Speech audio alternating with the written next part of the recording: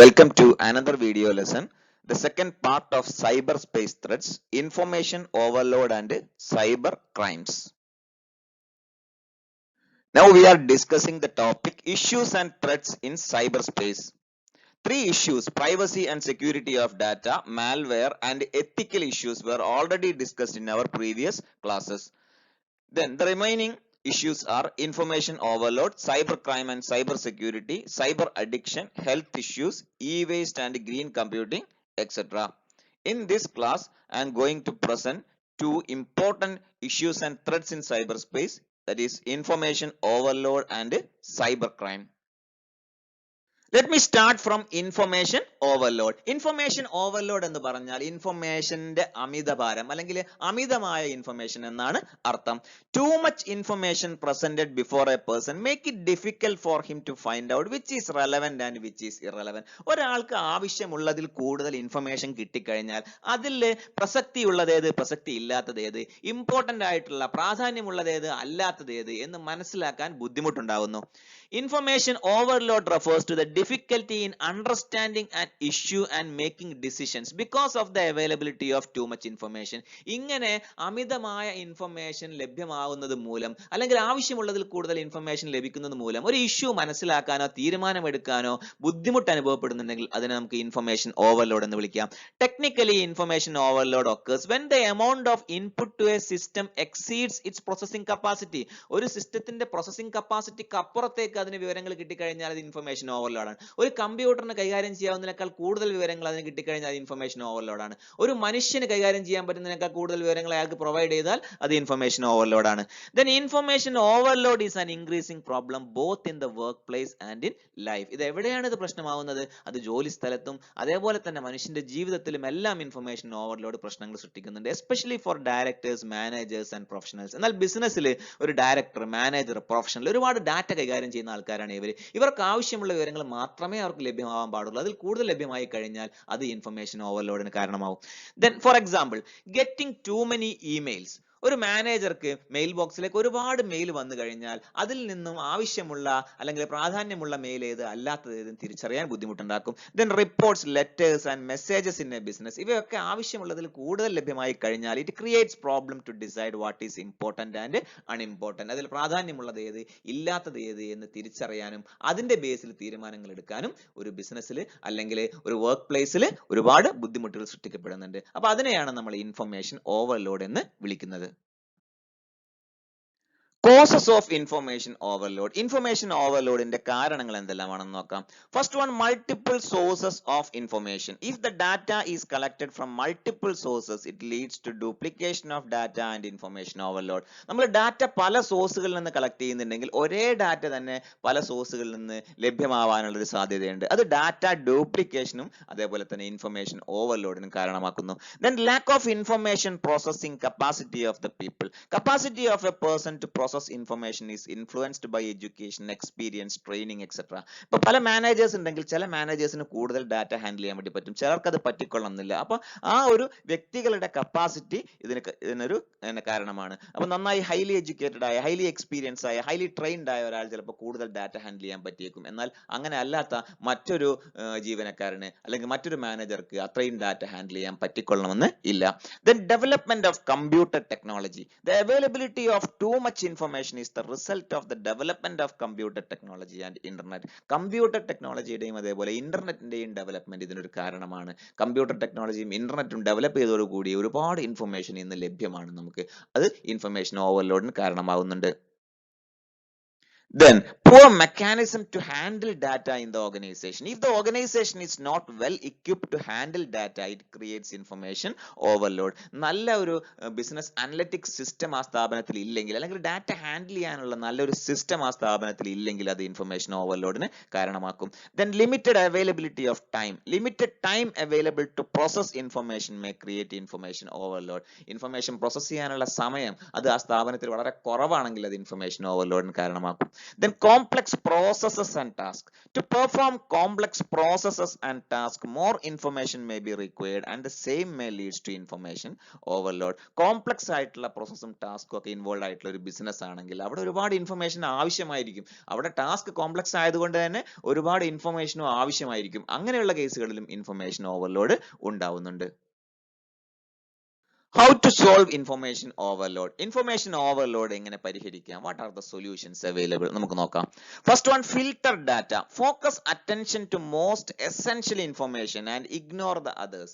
ഏറ്റവും പ്രധാനപ്പെട്ട വിവരങ്ങൾക്ക് ഫോക്കസ് കൊടുക്കുക, പ്രാധാന്യമില്ലാത്തവ വിട്ടുകളയുക, ഇഗ്നോർ ചെയ്യുക. Then multitasking. Perform 2 or more jobs at the same time. ഒരേ സമയം പല ജോലികൾ ചെയ്യാൻ വേണ്ടി ശ്രമിക്കുക. Then prioritize task. Arrange task on the basis of importance and take the most important one first.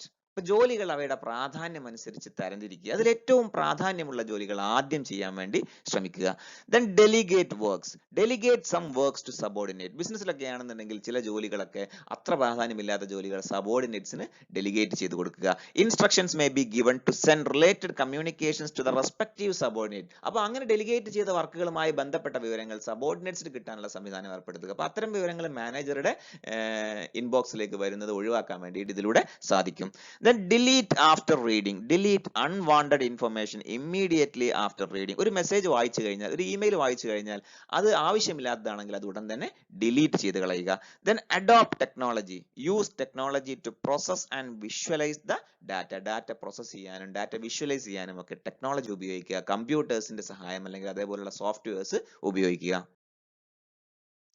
Then use personal devices. Use personal notebooks, tabs, etc. to store organized data. Data organize ചെയ്യാനും അത് store ചെയ്ത് വെക്കാനും personal notebooks, tabs ഇവയൊക്കെ ഉപയോഗിക്കുക. Computers അല്ലെങ്കിൽ അതേപോലുള്ള technological devices ഉപയോഗിക്കുക. Hire secretaries. Hire well trained secretaries or assistance to help with the management of data. Data manage ചെയ്യുന്നതിന് വേണ്ടി മാനേജറൊക്കെ ആണെങ്കിൽ മാനേജറെ സഹായിക്കാൻ വേണ്ടി അസിസ്റ്റൻസിനെ അല്ലെങ്കിൽ സെക്രട്ടറിമാരെ നിയമിക്കുക.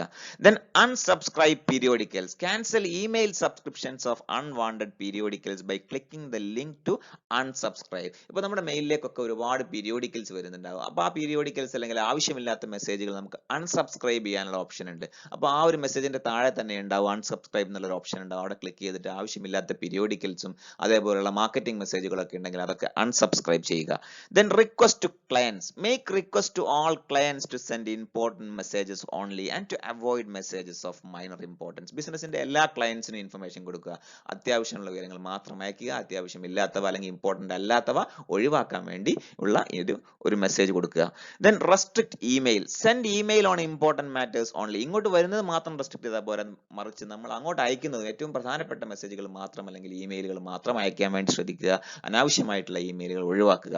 Then alter the way of doing task. Try to do the task in different ways. Example, take print out and read instead of reading on computer screen. Work outside office, etc. അപ്പൊ നമുക്ക് കുറെ information കിട്ടുമ്പോൾ അതിന് മടുപ്പ് ഒഴിവാക്കാൻ വേണ്ടി പല രീതികൾ പരീക്ഷിക്കാം. ഉദാഹരണമായി പറഞ്ഞാൽ ടേക്ക് പ്രിന്റ് ഔട്ട്. നേരെ കമ്പ്യൂട്ടർ സ്ക്രീനിൽ വായിക്കുന്നതിന് പകരം അതിന്റെ പ്രിന്റ് ഔട്ട് എടുത്തിട്ട് വായിച്ചു നോക്കുക. അതേപോലെ ഓഫീസിൽ വെച്ച് വായിക്കുന്നതിന് പകരം വർക്ക് ഔട്ട്സൈഡ് ഓഫീസ്, ഓഫീസിന് പുറത്തുള്ള ഒരു കോഫി ഹൗസിലോ അല്ലെങ്കിൽ മറ്റെവിടെയെങ്കിലും പാർക്കിലോ എവിടെയെങ്കിലും ചെന്നിരുന്നിട്ട് വായിക്കാൻ വേണ്ടിയിട്ട് നമുക്ക് നോക്കാം. ഇതൊക്കെയാണ് ഇൻഫർമേഷൻ ഓവർലോഡ് സോൾവ് ചെയ്യാനുള്ള ചില വഴികൾ. Let me come to the fifth issue in cyberspace: cyber crime and cyber security.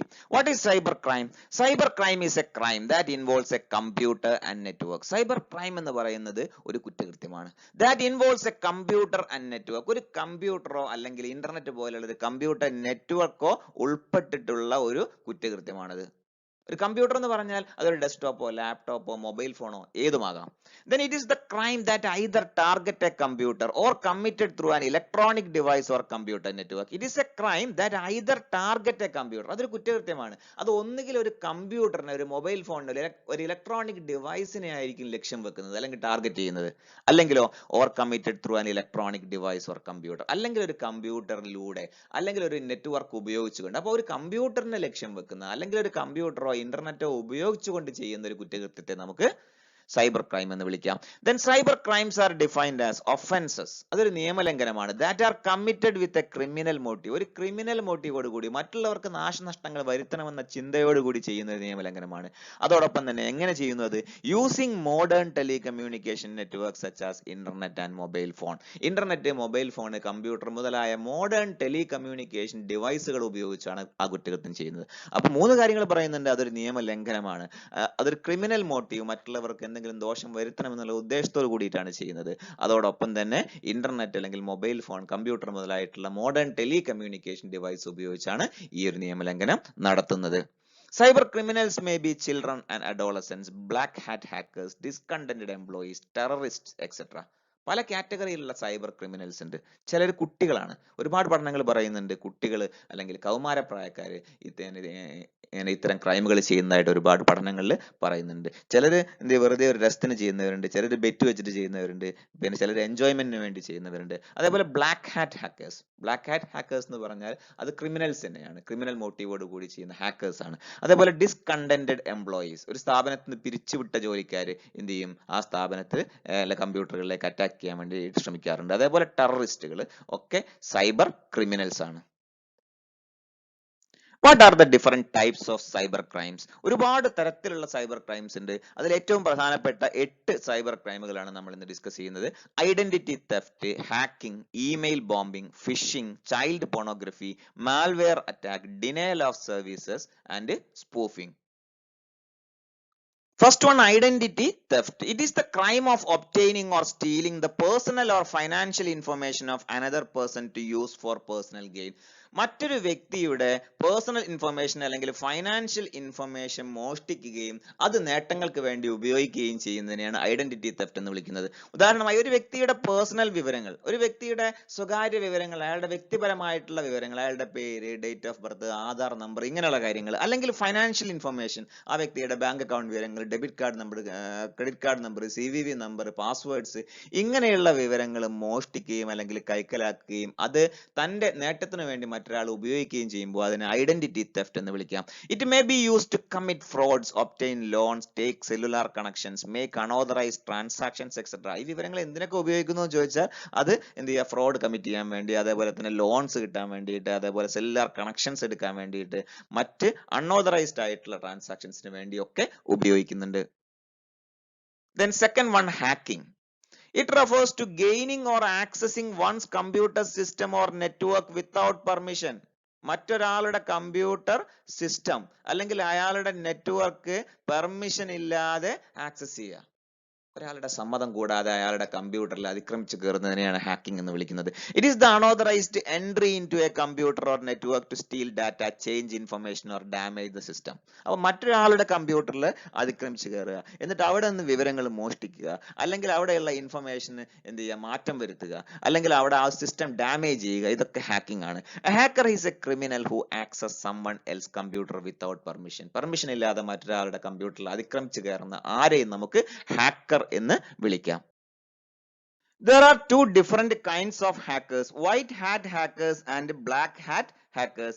White hats are the good and ethical hackers and the black hats are criminals. White hats എന്ന് പറഞ്ഞാൽ അത് നല്ല hackers ആണ്, good and ethical hackers ആണ്. എന്നാൽ black hats എന്ന് പറഞ്ഞാൽ മോശം ഹാക്കേഴ്സ് ആണ് അല്ലെങ്കിൽ ക്രിമിനൽസ് ആണ്. White hat hackers are security experts who tries to find the vulnerabilities in programs and systems and report them to the manufacturers.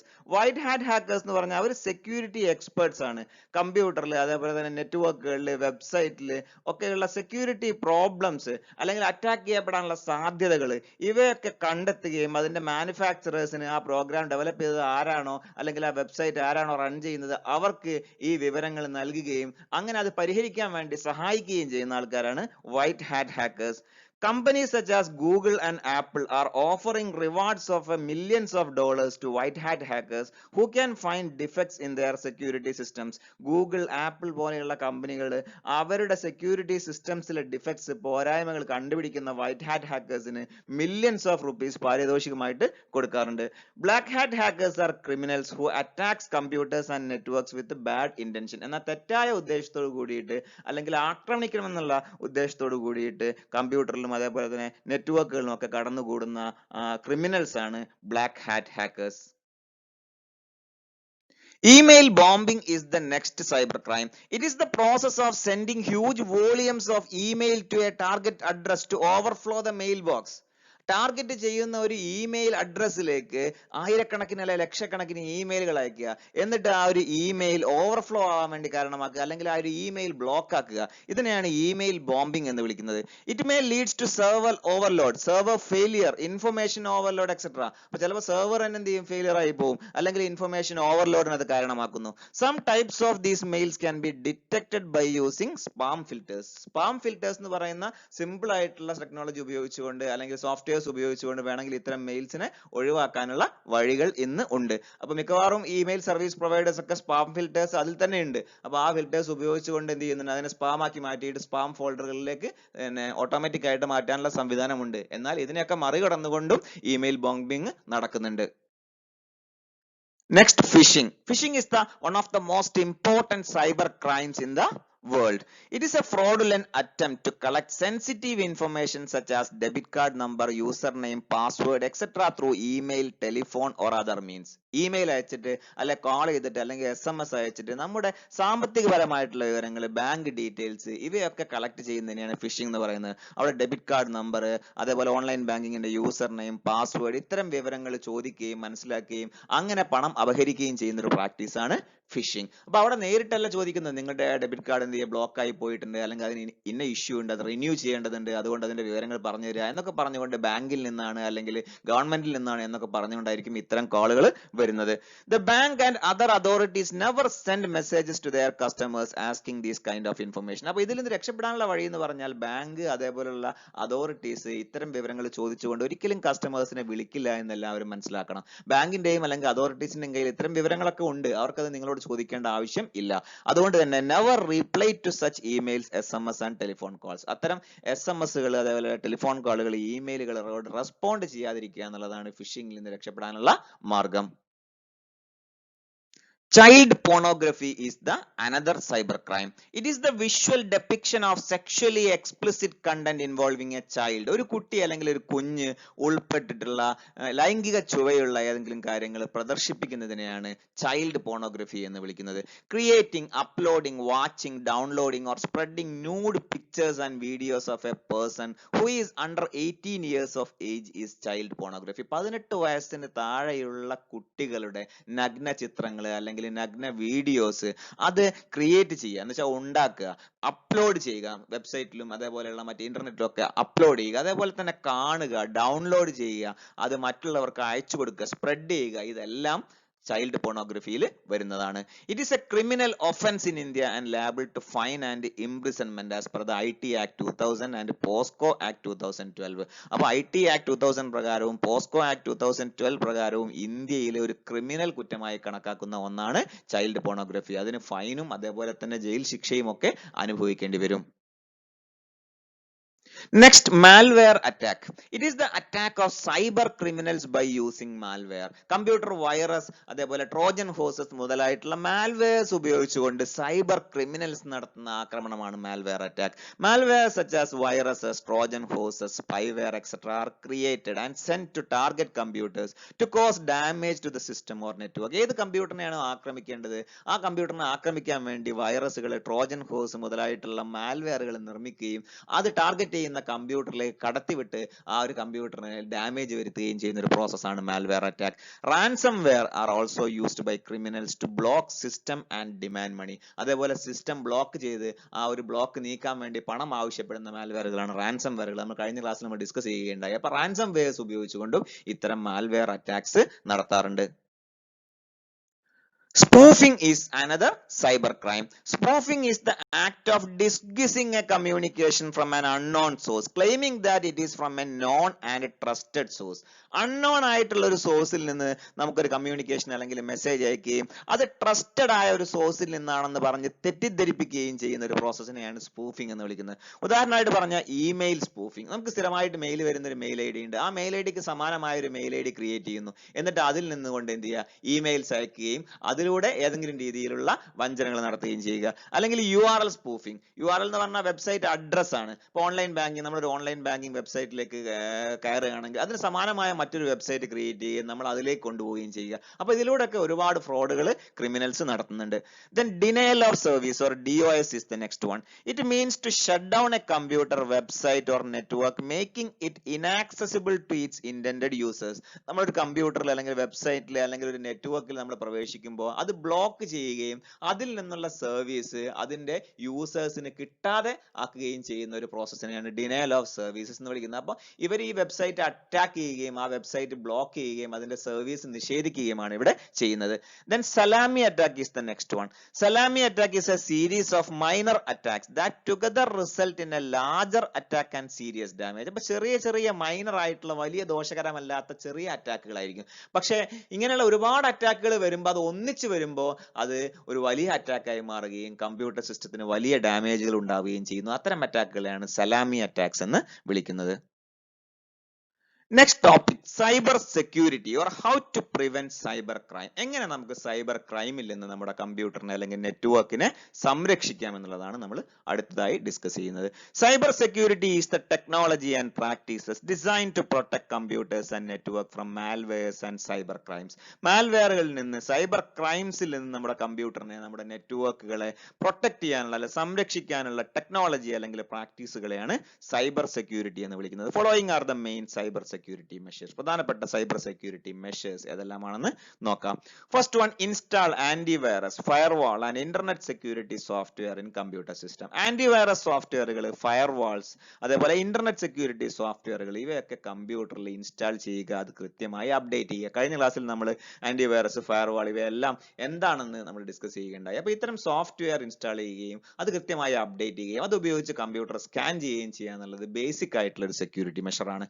Then use genuine operating system and software and update it regularly. Operating system genuine ആയിട്ടുള്ളത് മാത്രം ഉപയോഗിക്കുക, pirated ആയിട്ടുള്ള operating system ഉപയോഗിക്കരുത്. അതേപോലെ സോഫ്റ്റ്വെയറുകൾ trusted ആയിട്ടുള്ള സോഴ്സിൽ നിന്ന് മാത്രം ജെന്യുവിൻ സോഫ്റ്റ്വെയർസ് മാത്രം ഡൗൺലോഡ് ചെയ്യുക, ഇൻസ്റ്റാൾ ചെയ്യുക, അത് കൃത്യമായി അപ്ഡേറ്റ് ചെയ്യുക.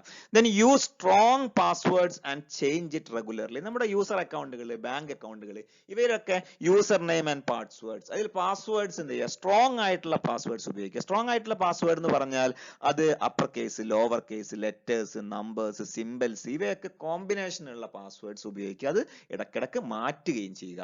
Then manage your social media settings in a secure way. നമ്മുടെ സോഷ്യൽ മീഡിയ അക്കൗണ്ടുകളായിട്ടുള്ള ഫേസ്ബുക്ക്, ട്വിറ്റർ ഇവയുടെയൊക്കെ പ്രൈവസി സെറ്റിംഗ്സ് ഉണ്ടാവും, അതിൽ കയറിയിട്ട് അത് ഏറ്റവും സുരക്ഷിതമായ രീതിയിൽ അത് സെറ്റ് ചെയ്യാൻ വേണ്ടിയിട്ട് ശ്രദ്ധിക്കുക. നമ്മുടെ ഡീറ്റെയിൽസ് ഒക്കെ നമ്മുടെ സുഹൃത്തുക്കൾ അല്ലെങ്കിൽ നമ്മളുമായി ബന്ധമുള്ള ആളുകൾ മാത്രമേ കാണുന്നുള്ളൂ എന്ന് ഉറപ്പുവരുത്തുക. അത്തരം കാര്യങ്ങൾ സൈബർ സെക്യൂരിറ്റി മെഷറായിട്ട് എടുത്തു പറയേണ്ട കാര്യങ്ങളാണ്. Then next, strengthen the security of home network. നമ്മുടെ home network, business network, wifi network ഇവയൊക്കെ സ്ട്രോങ് പാസ്വേഡ്സ് ഉപയോഗിച്ചുകൊണ്ട് സ്ട്രെങ്തൻ ചെയ്യുക അല്ലെങ്കിൽ സെക്യൂർ ആക്കി മാറ്റുക. Then use encryption, encoding etc. while sending strategic data online. Encryption അല്ലെങ്കിൽ encoding എന്ന് പറഞ്ഞാൽ ഒരു ഡാറ്റയെ മറ്റുള്ളവർക്ക് മനസ്സിലാവാത്ത ഭാഷയിലേക്ക് അല്ലെങ്കിൽ കോഡിലേക്ക് കൺവേർട്ട് ചെയ്യുന്ന ഒരു പ്രോസസ്സാണ്. അപ്പോൾ സ്ട്രാറ്റജിക് ആയിട്ടുള്ള ഡാറ്റ ഓൺലൈൻ ആയിട്ട് അയക്കുമ്പോൾ അത് എൻക്രിപ്റ്റ് ചെയ്ത് അയക്കാൻ വേണ്ടി ശ്രദ്ധിക്കുക. Then don't disclose sensitive information to anyone through call, SMS, email and other communications. Phone ചെയ്തോ, SMS അയച്ചോ, ഇമെയിൽ ചെയ്തുകൊണ്ടോ ഒക്കെ നമ്മുടെ ബാങ്ക് അക്കൗണ്ട് വിവരങ്ങൾ, debit card number, credit card number ഇത്തരം വിവരങ്ങൾ ആരെങ്കിലും ആവശ്യപ്പെടുകയാണെങ്കിൽ ഒരിക്കലും അത് നൽകാതിരിക്കുക. Then keep an eye on kids who spend time online. ഇന്റർനെറ്റിൽ സമയം ചെലവഴിക്കുന്ന കുട്ടികൾ ഉണ്ടെങ്കിൽ അവരുടെ ആക്ടിവിറ്റി ഒന്ന് മോണിറ്റർ ചെയ്യുക, അവർ മോശമായിട്ടുള്ള കാര്യങ്ങളിലേക്ക് പോകുന്നില്ല എന്ന് ഉറപ്പുവരുത്തുക. Then know what to do if you become a victim. എന്ന് പറഞ്ഞാൽ നമ്മൾ സൈബർ ക്രൈമിന്റെ ഇരയായി കഴിഞ്ഞാൽ അല്ലെങ്കിൽ ഏതെങ്കിലും രീതിയിലുള്ള സൈബർ ക്രൈം നമുക്ക് നേരിടേണ്ടി വന്നാൽ എന്താണ് ചെയ്യേണ്ടത് എന്ന് മുൻകൂട്ടി മനസ്സിലാക്കി വെക്കുക.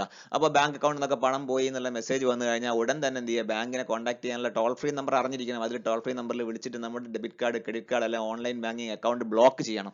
അതേപോലെ മറ്റേതെങ്കിലും രീതിയിലുള്ള സൈബർ ക്രൈമാണ് റിപ്പോർട്ട് ചെയ്യുന്നതെങ്കിൽ ഏറ്റവും അടുത്ത പോലീസ് സ്റ്റേഷനിലാണ് നമ്മൾ പരാതി കൊടുക്കേണ്ടത്. അതേപോലെ തന്നെ കമ്പനികളിലൊക്കെ ആണെന്നുണ്ടെങ്കിൽ അതിന് വേറെ സംവിധാനമുണ്ട്. കമ്പനികളിലൊക്കെയാണ് ഇത്തരം സൈബർ ക്രൈംസ് റിപ്പോർട്ട് ചെയ്യുന്നതെങ്കിൽ കമ്പ്യൂട്ടർ എമർജൻസി റെസ്പോൺസ് ടീം ഉണ്ട്, അവയുടെ മെയിലിലേക്കൊക്കെ നമുക്ക് എന്ത് ചെയ്യാം, കംപ്ലൈന്റ് കൊടുക്കാവുന്നതാണ്. അപ്പൊ ഇങ്ങനെ ഒരു സൈബർ ക്രൈമിന്റെ ഇരയായി കഴിഞ്ഞാൽ എന്താണ് ചെയ്യേണ്ടത് എന്ന് മനസ്സിലാക്കി വെക്കുക, അത് വളരെ പ്രധാനമാണ്. Thank you.